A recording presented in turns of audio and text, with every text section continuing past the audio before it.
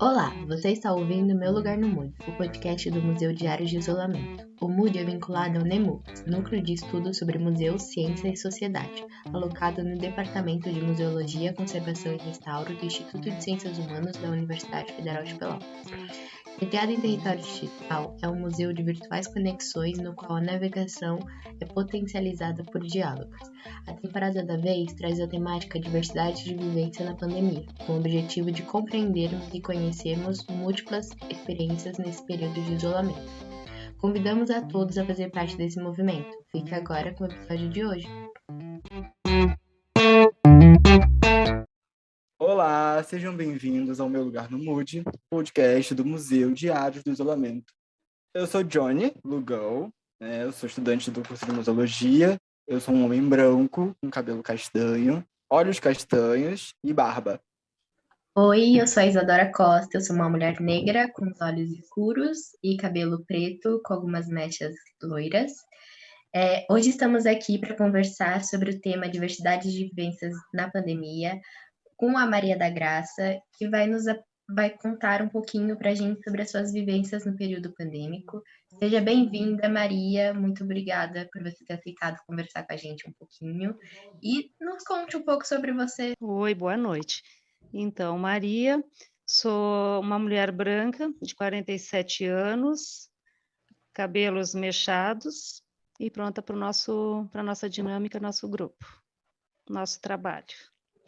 Como era, o seu cotidiano antes da pandemia, a questão da rotina, a sua relação com a sua família, a sua relação com o seu trabalho. Eu, por exemplo, eu estava prestes a me formar, eu estava nas vésperas de me formar na universidade antes, meu cotidiano então era bem agitado por conta, enfim, dos afazeres mesmo, de um final de faculdade. E gostaria de saber como era o seu, como era a sua vida antes da pandemia. Então, a minha rotina de trabalho, eu fazia uma carga horária de 6 horas semanais e 12 final de semana, e das 7 às 13, normalmente o meu horário, e então, até o começo de pandemia, era isso aí, a rotina normal, trabalho, casa, família, essa rotina que é uma rotina maravilhosa, né? De certa forma, é uma rotina maravilhosa.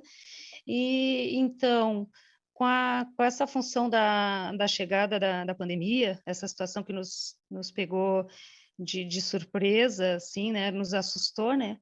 Porque a gente nunca foi acostumado a ver isso aí, pessoas tendo a necessidade de usar máscaras, né? Uma coisa que nós víamos só na TV, né? E achávamos engraçadíssimos quando víamos, né?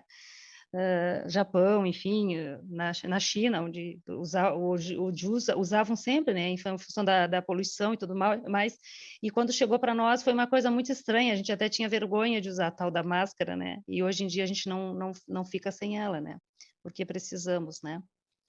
No primeiro momento que chegou a pandemia aqui no Brasil, nesse primeiro momento de lockdown, eu estava em Pelotas e eu sou de São Paulo. Então, eu fiquei no apartamento também ia começar o ano letivo da universidade e antes do primeiro dia de aula já tinha parado as funções na universidade. E foi um momento que eu fiquei isolada, tipo, um mês, porque não podia sair de casa, era só supermercado. E eu fiquei longe da família, eu fiquei completamente sozinha no apartamento.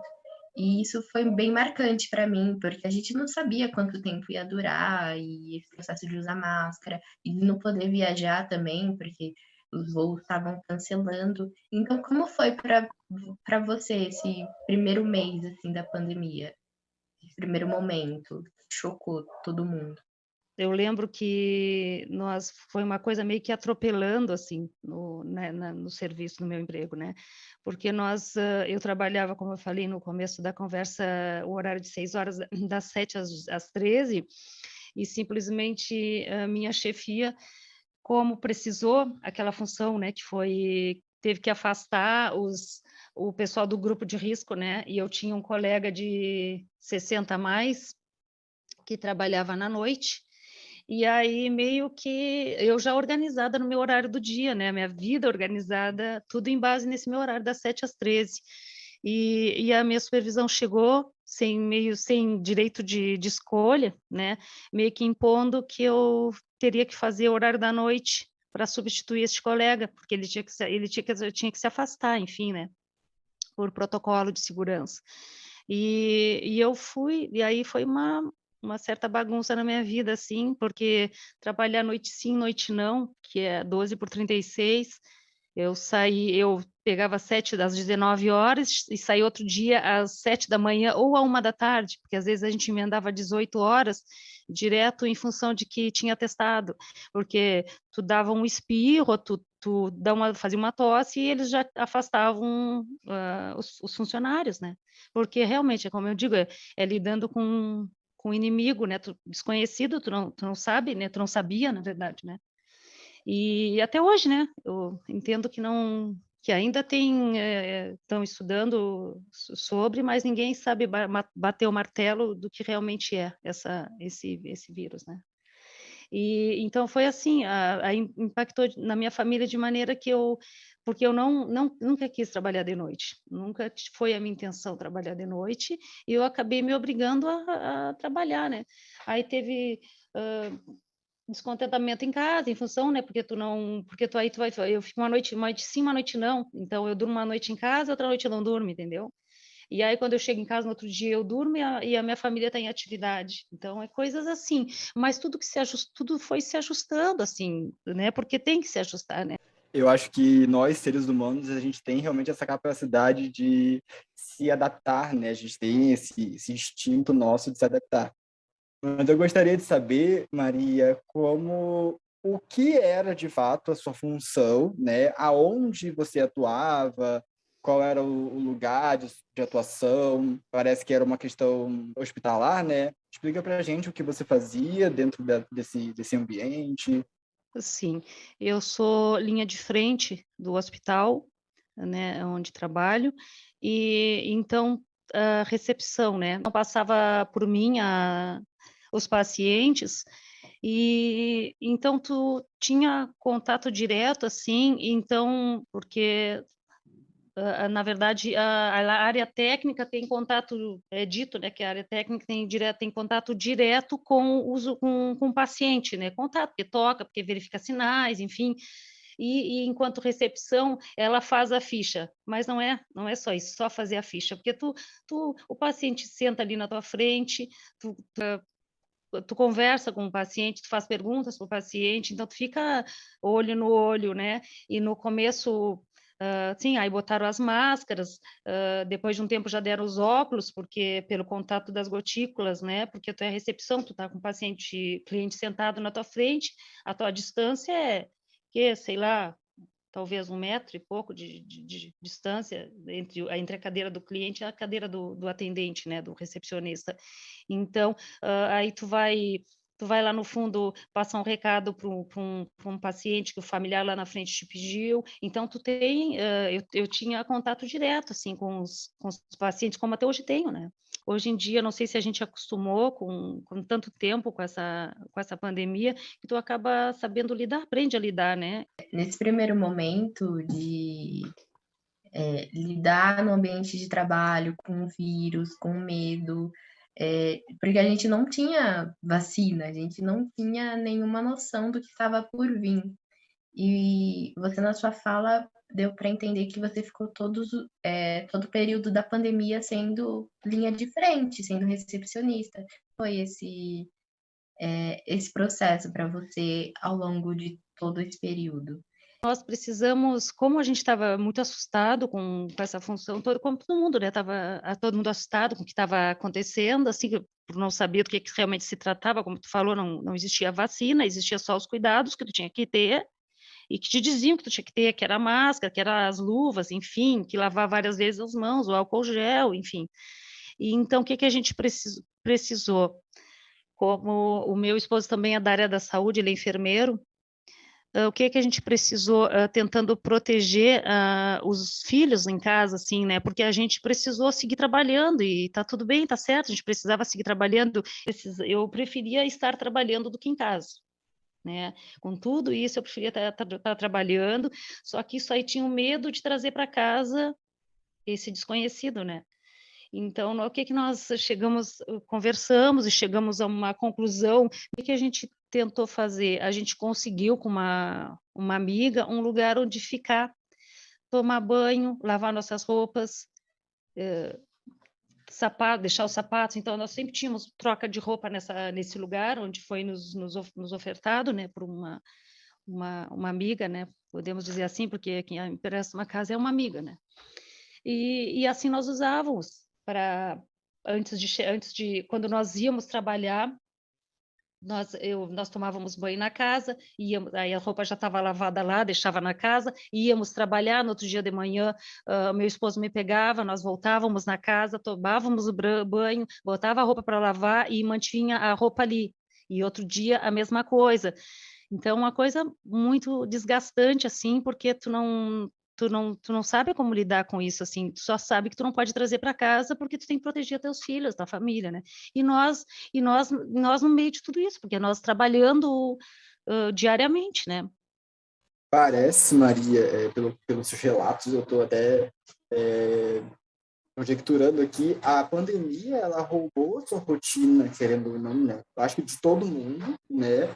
Mas eu acho que umas mais drásticas do que a outra, assim, partindo do meu relato, assim, eu também tive um contato, eu não sou da área de saúde nem nada do gênero, mas eu tive contato também com hospitais durante esse período da pandemia, né? A minha sogra, durante esse período, ela ficou enferma, e eu lembro que ela foi para a UTI, e quando ela foi para a UTI, a recepção das pessoas ali era na parte externa do hospital, não era nem na parte interna, as pessoas recebiam a pessoa na parte externa do hospital, e era uma coisa meio que quase cinematográfica, assim, era uma área de isolamento, enfim, eu lembro que eu tive contato durante toda a pandemia, ou por grande parte dela, não toda não, mas grande parte da pandemia eu tive contato diariamente com o hospital, porque eu tinha que estar lá fazendo visitas a ela. Porém, eu me sentia totalmente vulnerável. Imagina assim, ó, você relatando a sua experiência e o mais curioso de tudo, você realmente, né, relatar os outros profissionais do hospital como a comissão, a linha de frente, na verdade, né, do hospital, porque muito se tem o médico e o enfermeiro como a linha de frente dessa questão da pandemia, mas a gente sabe que, na verdade, é o conjunto inteiro, e principalmente a recepção, né? Eu já trabalhei como recepcionista de SEI, você recepciona tudo em um momento de pandemia, é realmente muito atordoado. Mas, enfim, falei bastante coisa, mas eu quero realmente entender a relação, como foi para você essa sobrecarga, foi esse peso extra sobre os seus ombros? De fato, muito estresse foi, né? Porque tu querendo ser forte com tudo que estava acontecendo, mas troca a tua rotina toda, assim, e te obriga a trocar a tua rotina, porque tu não tem opção, né? Tu tem que entrar nesse ritmo, né? Sempre foi dito a parte técnica e médicos, enfermeiros e médicos, e nunca se falou em recepção, mas o paciente só está lá consultando porque a recepção fez a ficha, entendeu?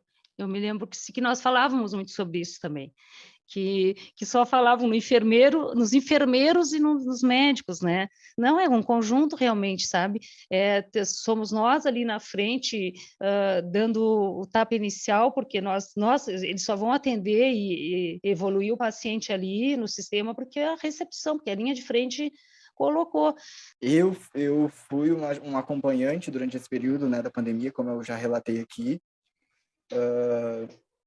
Tinha algumas aflições, mas como é que era as aflições dos pacientes que chegavam, como você falou, né, nesse momento de incerteza? Eu acho que essa palavra, como você bem colocou, que paira esse período pandêmico. E como é que vocês lidaram com os primeiros casos no seu ambiente de trabalho, no hospital que você trabalha? Como é que foi esse primeiro contato com o vírus, esse primeiro contato com a aflição realmente das pessoas, a reação das pessoas? como eu falei, como nós sendo linha de frente, a gente pegava todas as aflições e ansiedades dos familiares ali, porque eles queriam passar para ficar junto dos pacientes, dos familiares, e o protocolo dizia que não, né. O protocolo dizia o seguinte: se o momento que o paciente entra para o setor Covid para ser atendido, isso era lá no começo, agora está mais flexível, né.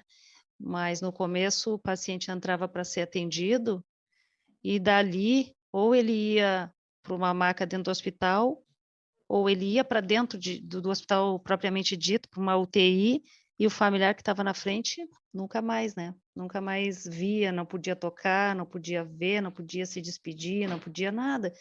E como vários casos, assim, claro, a gente às vezes parece até que a gente tem memória curta, assim, mas se a gente recapitulasse tudo que a gente ouviu e viu, né, no ambiente de trabalho, de hospital, né, a gente acaba, acho que guardando num cantinho, assim, mas são coisas horríveis, assim, que a gente ouviu, porque aquela função que o familiar, depois de que tinha o teste positivado, ia para dentro do hospital, como eu digo, ele entrava para uma consulta, da consulta ele já não voltava mais para a família, vários não voltavam mais para a família.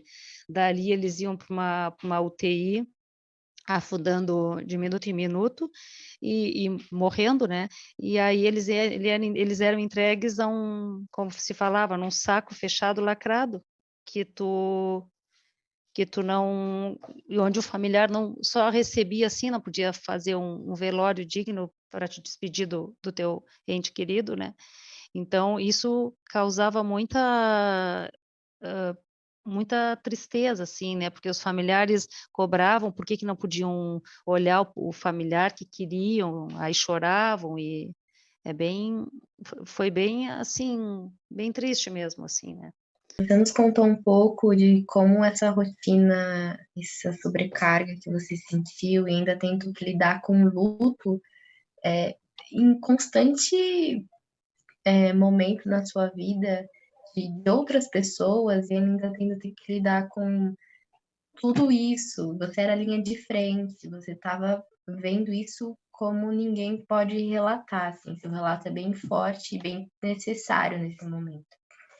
Então eu queria te fazer uma pergunta que você nesses momentos, nesses plantões noturnos, que essa sua rotina que virou de cabeça para baixo, essa sobrecarga no trabalho, como você lidou nesse contexto novo com a sua família, com seus filhos, principalmente, que estavam longe de você, e esses contextos, eles nos levaram, a pandemia em si, nos levaram pessoalmente a vários ambientes diferentes, ambientes físicos ou não físicos, né? A gente coloca que em algum momento a gente precisava buscar algum refúgio em alguma coisa.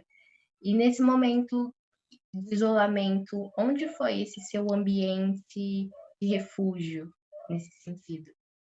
Muita fé, assim, que tudo ia passar, que era só um momento difícil e que ia passar, que não ia ficar sempre assim, né.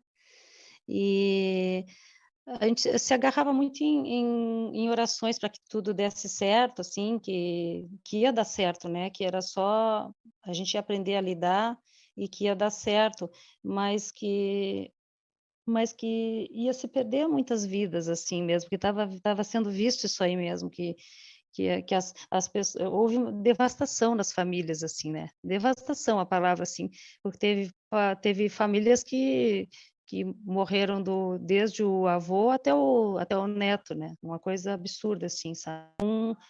Em casa a gente falava muito sobre isso, assim, né, porque o medo de perder, né, as pessoas que tu ama, né. Hã,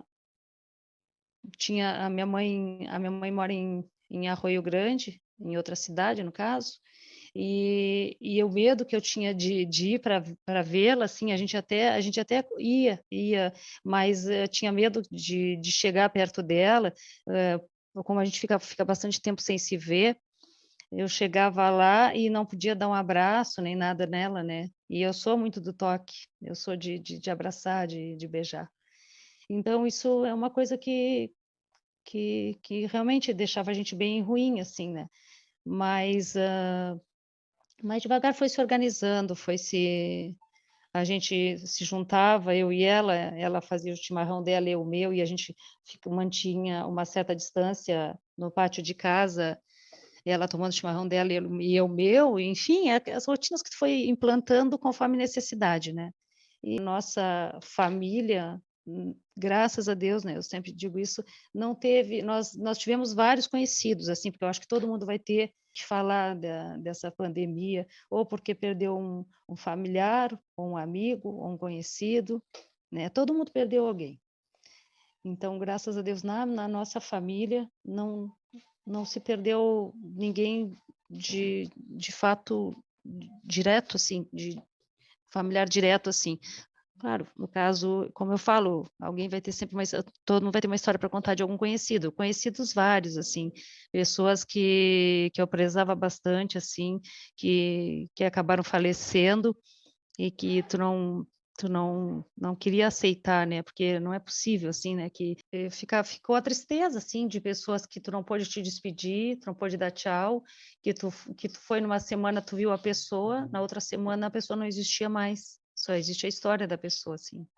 E várias idades, assim, né? Não é dos mais idosos aos mais jovens, assim, né? Pessoas com toda uma vida, assim, e que acabaram perdendo perdendo a vida para o Covid, né? E ainda a gente está vivendo, né? Nisso aí não acabou ainda, não acabou, mas que quando vai acabar não sei, é a palavra incerteza que eu preferi usar, porque tu não sabe, né? Teve já melhoras na situação do Covid, e daqui um pouco novamente veio uma nova leva de mortes de novo, e explicado por que morreram as pessoas. Morreram porque não se vacinaram, né? Isso está provado que se tu te vacinou, que se tu foi responsável com a tua saúde e responsável com a saúde das pessoas que tu ama, tu sobreviveu, tu conseguiu, né? Realmente, assim, a pandemia ela trouxe várias vertentes e muita questão de lástima mesmo, né? Onde a gente olha e um lugar de desesperança, né? O esposo ele teve em abril de 2021, ele teve o Covid, foi confirmado. E aí o desespero, o que fazer? Nisso nós não estávamos mais nessa casa que tinha sido nos emprestada, nós já tínhamos já não estávamos usando mais, né? E aí ele teve Covid e nós dividindo todo mundo o mesmo espaço, os nossos 2 filhos e nós, 2 quartos no apartamento. E aí eu disse, e ele com febre, ruim do Covid, não teve graças a Deus ele não ficou gravíssimo assim para ir para o hospital, mas ele teve bem ruim, com respiração comprometida, febre, dor de garganta, enfim, sudorético, ele teve ruim mesmo. E o que acontece? Nós chegamos ao acordo, eu e ele, que nós não íamos nos separar, que nós ia continuar dormindo na mesma cama, no mesmo quarto, e que fosse o que Deus quisesse. Aí a gente combinou com os meninos deles ficarem mais restritos ao quarto deles e à sala, e tentar fazer as refeições de forma que eles fizessem os 2 em algum horário e eu e o meu esposo em outro horário, para a gente não dividir o mesmo espaço, pelo menos nesse período de que eram os 10 dias de tratamento e de contaminação, né, que podia haver a contaminação, e nós decidimos que nós não íamos nos separar. E aí ficamos assim, dormimos no mesmo quarto, deu tudo certo. Graças a Deus eu não contraí o Covid, os meus filhos também não. Agora, 2 dias atrás, o mais velho teve febre e dor de garganta. Realmente fez a consulta, fez o exame, deu negativo, era só uma indisposição gripal mesmo, graças a Deus não era nada demais. Então, em função da vacina, eu sempre reforço porque a vacina salvou vidas mesmo, e está aprovado isso aí. Tem quem diga ao contrário, ainda diga ao contrário, mas a gente sabe que, de fato, o que salvou vidas foi a vacina. Tanto que antes da vacina, quantas pessoas eram mortes em lote, né? O que você acha durante esse período de pandemia de 2 anos, com perdas e ganhos, num sentido geral, você gostaria de marcar? Você gostaria de lembrar e que no futuro as outras pessoas também lembrassem? Uma mensagem. Eu acho que ainda assim, com tudo isso que nós vivemos na pandemia, né? Tendo vacina, acabaram uma dose ou 2 doses, não sei se todos, mas a gente recebia lá no plantão, no meu, onde eu trabalho, os familiares dizendo que não optaram por não fazer. Não vou fazer, assim, as ignorâncias que as pessoas falavam, pessoas, assim, esclarecidas, assim, né, que ditas por esclarecidas falavam barbáries, assim, né. E a mensagem que eu digo, assim, que eu acho que ainda assim, com tudo isso que aconteceu, as pessoas ainda são estranhas, as pessoas ainda não têm aquela empatia, assim, pelo seu semelhante. Eu acho que existiu uma falsa sensação de a partir de agora as pessoas vão, a humanidade no total, né, vai evoluir, as pessoas vão crescer, vão se transformar em pessoas melhores, porque não tem como, depois de tudo que a gente passou, um momento super humanitário, querendo ou não, uma calamidade generalizada, né, pelo mundo. Então a gente tinha essa falsa sensação de que as pessoas iriam melhorar, as pessoas iriam crescer e evoluir. Mas vindo dessa vertente de que, como você bem relatou, isso não aconteceu porque as pessoas não têm empatia, né? Essas coisas não, de fato, eram algo ilusório. O que você, Maria, escolheria para esquecer desse período de isolamento pandêmico? O que você escolheria para esquecer? Pois é, são tantas, essa função que eu falei, da função que esse discurso, isso que tu falou mesmo, que as pessoas, que isso se dizia isso, né, que essa pandemia veio para mudar o mundo, para as pessoas se importarem mais com seus semelhantes e que veio para esse fim, mas não, nem todo mundo aprendeu isso. Ainda continua cada um por si, o egoísmo, tu achar que tu é diferente do teu semelhante, ou que teu semelhante é diferente de ti, ou por uma característica ou outra, né? Ou que tu é melhor que alguém. E eu acho que eu não sei esquecer, porque eu não sei se tem alguma coisa a não ser a perda de pessoas queridas, assim, que tu nunca mais vai ver, né? Porque o momento que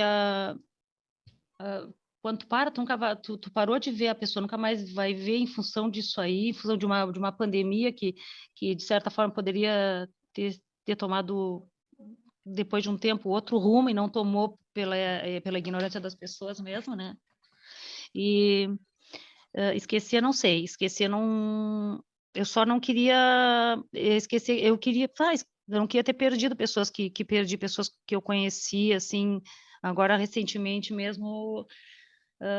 Agora, semana passada, um colega nosso, meu colega de profissão, ele teve Covid, e aí ele acabou que teve complicações pós-Covid. Hoje até consigo falar bem sobre isso, mas foi bem difícil, assim.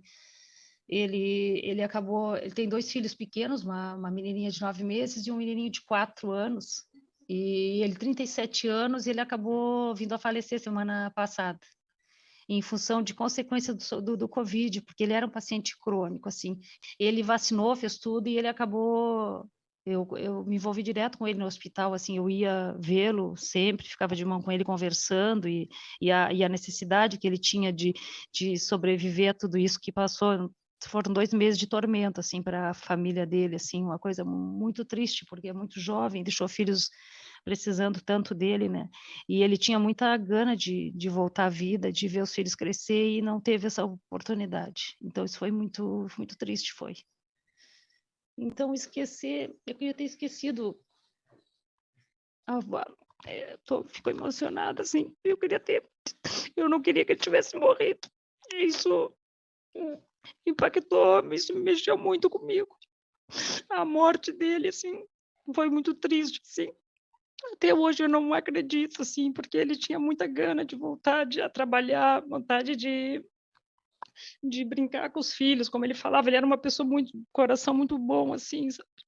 Então são provações são coisas, situações que eu achei até que conseguia falar melhor sobre isso, mas foi muito recente, assim. Então isso fecha até o momento tudo que essa pandemia vem sendo pra gente, assim, sabe? Se a gente fosse relatar tudo, assim, todos os medos, ansiedades, inseguranças que a gente, né, viveu em todo esse tempo, né? Falta papel, assim. E então é isso, né? E é isso aí que eu acho que as pessoas têm que entender que todo mundo é igual mesmo, né? Não é porque é rico, porque é pobre, que é preto, que é branco, ou, enfim, que é gordo, que é magro. As pessoas são iguais, nós somos todos iguais, nosso final é todo mesmo, assim, sabe? E às vezes as pessoas custam entender, e com tudo isso, ainda assim com essa pandemia, não aprenderam ainda, sabe? Eu queria agradecer mais uma vez por você ter aceitado falar com a gente, por tudo que você falou até agora.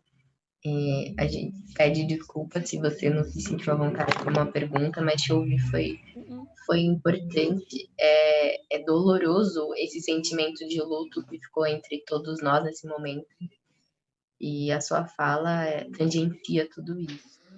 Para finalizar, eu gostaria de fazer uma pergunta. Qual palavra você define esse momento que você viveu e ainda estamos vivendo, no caso? O que você definiria em uma palavra? Eu acho que a gente já sabe qual é, mas só para registrar aqui. Eu acho que esperança, esperança de dias melhores. Acho que é isso aí. É isso que é o que todo mundo deseja, assim, de esperança de dias melhores, que esse dia vai chegar, assim. Tá devagar, mas vai chegar, sim. E com muito aprendizado para quem passou por isso e venceu, ou está vencendo. Esperança. Eu gostaria de agradecer pela sua colaboração, pelo seu relato, pela sua verdade, Maria, porque, sobretudo, isso é um ato de coragem, você vir aqui expor a sua vida a pessoas que você não tem tanta proximidade, os seus relatos, de um período tão delicado e por coisas tão delicadas que aconteceram na sua vida durante esse período. Então, muito, muito, muito obrigado por ter topado, por ter abrido a sua vida pessoal, o seu ambiente de trabalho, enfim, suas experiências que foram tão enriquecedoras para a gente entender o que cada indivíduo teve em sua questão particular durante esse período. Muito, muito obrigado, tá? Mais uma vez, agradecendo muito por você ter participado, e a sua conversa foi muito enriquecedora para nós e alcançou todas as expectativas. Muito obrigada. Eu que agradeço a todos vocês pelo convite, Nicole. Fiquei muito lisonjeada, já te falei isso, né? Isso, que vocês façam um bom trabalho com esse material que a gente colheu na nossa conversa de hoje. Estou à disposição. E uma hora que tiver a oportunidade, eu vou lá, eu vou no curso dar uma olhada, conhecer vocês pessoalmente, vocês, olhar o trabalho de vocês, o estudo de vocês, que eu acho tão lindo. Muito obrigada. Nós finalizamos o podcast aqui. Para mais informações, siga as redes sociais do Mood, no Instagram, MoodUFPEL, e aqui no YouTube, se inscreva no canal, deixe sua curtida e comentário para nós continuarmos essa troca aqui embaixo. É isso, até o próximo episódio.